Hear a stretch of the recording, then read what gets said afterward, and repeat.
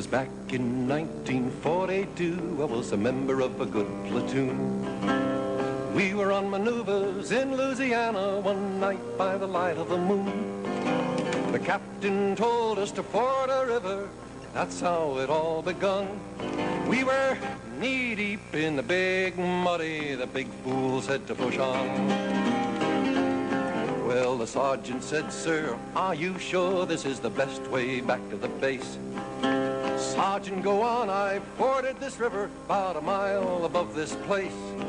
It'll be a little soggy, but just keep slogging, we'll soon be on dry ground." We were waist deep in the big muddy. The big fool said to push on.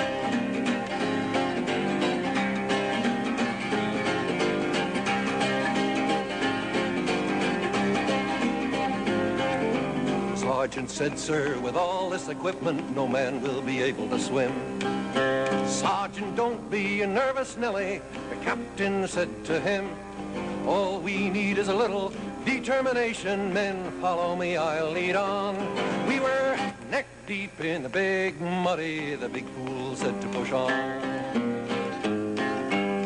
All at once the moon clouded over. We heard a gurgling cry.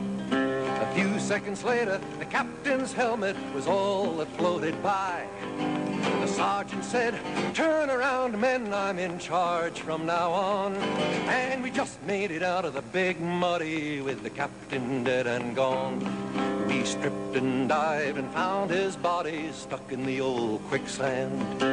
I guess he didn't know that the water was deeper than the place he'd once before been. Another stream had joined the big muddy about a half-mile from where he'd gone. We were lucky to escape from the big muddy when the big fool said to push on.